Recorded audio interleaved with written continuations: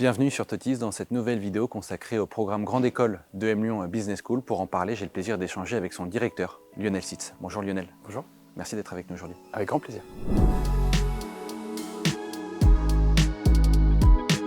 Alors Lionel, est-ce que tu pourrais nous redéfinir rapidement le M Lyon selon tes mots?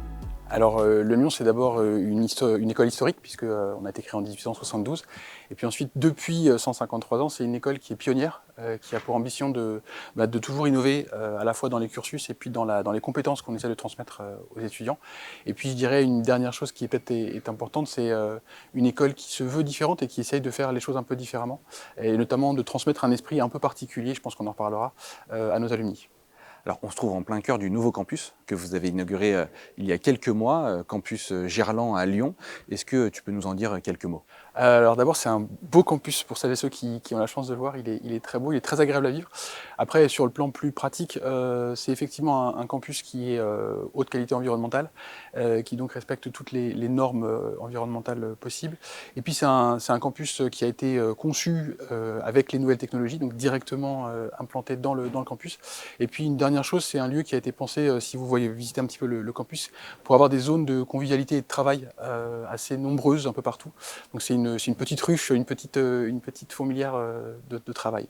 Que les étudiants pourront venir découvrir lors des oraux. Tout à fait. On va maintenant parler du programme Grande École de M Lyon. Est-ce que tu peux nous rappeler rapidement comment est structuré ce cursus? Alors le cursus, en fonction de la voie d'entrée, est-ce qu'on est prépa ou AST, il dure 3 ou 2 ans. Donc typiquement, on essaye de transformer, c'est la manière dont moi je le présente, on essaye d'amener les étudiants à se transformer d'élèves pour les classes préparatoires à étudiants puis jeunes professionnels.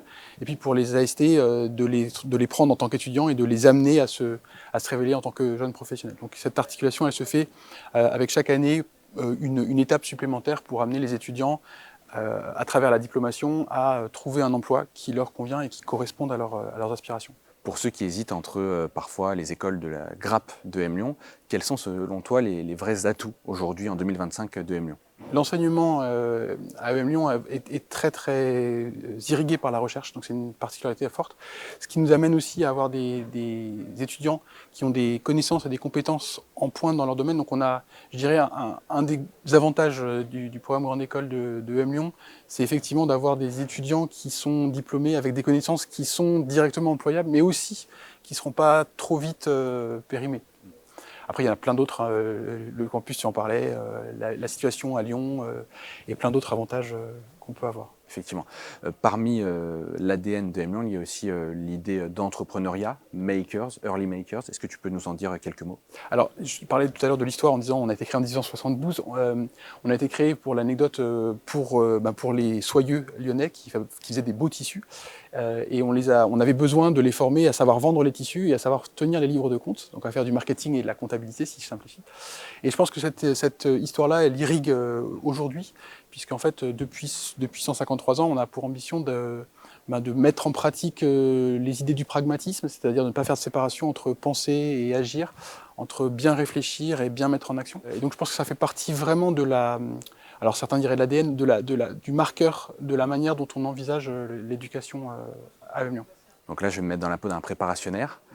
J'ai le choix au mois de juin entre l'EDEC et EM Lyon. Selon toi, pourquoi choisir le M Lyon? Quelles sont les différences fondamentales qui feront que je m'épanouirai plus ici? C'est toujours compliqué de faire parce que je suis forcément biaisé.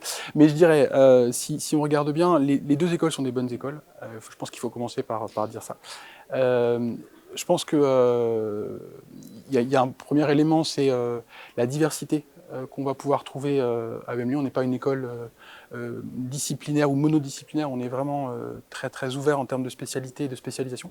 Je pense que c'est un premier élément. Un deuxième, c'est que nos étudiants, il y a une communauté étudiante qui est très bienveillante, pas au sens négatif, mais vraiment au sens positif. Il y a une entraide importante, il y a pas de séparation qu'on peut retrouver dans d'autres circonstances. Et puis je dirais, je vais attrister les nordistes, mais entre Lille et Lyon, je pense que voilà, je choisirais Lyon. Merci Lionel. Pour ceux qui auront la chance d'être admissibles, comment vont se dérouler les épreuves orales? Alors, dans les épreuves orales, il y a toujours deux volets. Il y a les langues qui sont assez classiques, hein, qui sont toujours à peu près les mêmes dans les différentes écoles, à quelques modulos près. Et puis après, il y a les entretiens qu'on appelle de motivation ou de personnalité, qui durent 25 minutes, qui sont encore cette année basés sur ce fameux jeu de cartes. Donc les étudiants entrent, se présentent rapidement, le jury fait de même. On a un jury qui est composé de 2 personnes, un professeur de la faculté et puis un alumni. Donc l'étudiant ou l'étudiante tire une carte de chaque couleur, en prend connaissance, choisit celle qu'il ou elle va traiter en premier, rend les 3 autres cartes au jury et puis répond à cette première question. Le jury va ensuite poser les 3 autres dans l'ordre de son choix, ça dure à peu près une dizaine de minutes, et puis ensuite on a une quinzaine de minutes pour un échange plus libre et plus ouvert. Toi, en tant que directeur du PGE, qu'est-ce que tu attends de voir chez un candidat à travers cet exercice et puis pendant l'échange qui suit? La première chose, c'est sa sincérité, quelle qu'elle soit.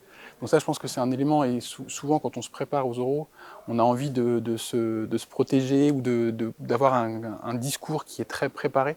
Et je pense que la première chose, c'est d'apprendre à parler de soi en toute sincérité. Et puis après, je dirais, ce qu'on va chercher, c'est les aspérités, c'est des gens qui ont envie d'accomplir des choses, c'est des gens qui ont envie de s'épanouir, et c'est ça qu'on va venir chercher chez les candidats et les candidates. Je voudrais maintenant que tu nous parles un petit peu des doubles diplômes et des différents électifs qu'on peut retrouver au sein du PGE. On n'a pas forcément en tête qu'on peut faire un double diplôme en faisant un PGE à EM Lyon. On a des doubles diplômes en France et à l'international. Et puis on a des échanges en France et à l'international. Et puis après, il y a d'autres questions qui étaient sur les électifs. Alors je ne vais pas tous les passer en revue, mais globalement, dans les doubles diplômes, on va retrouver quelques-uns qui plaisent beaucoup aux étudiants, qui sont très demandés. Il y a un double diplôme avec l'IEP de Lyon, qui ouvre en Master 2 les 16 spécialisations de l'IEP. On a un double diplôme en droit, qui permet d'obtenir une licence 3, puis un M1, puis un M2, pour faire soit avocat, soit spécialiste en fusion-acquisition. On a des doubles diplômes avec Centrale, Lyon et les Mines Saint-Étienne. On a un échange, j'y pense parce que j'étais tout à l'heure chez eux, on a un échange avec l'ENS sur la problématique de macroéconomie. Donc ils ont une très belle équipe d'économistes en macro. À l'international, on a des très beaux doubles diplômes avec HEC Montréal, avec Tongji à Shanghai, avec Anken en Finlande. Enfin, on a pas mal de choses. Et puis pour répondre à ta question, les électifs, on a aujourd'hui dans le PGE, on a à peu près 200 électifs. Sur j'allais dire toutes les matières du management, de la finance au marketing, en passant évidemment par le conseil, la stratégie, la négociation.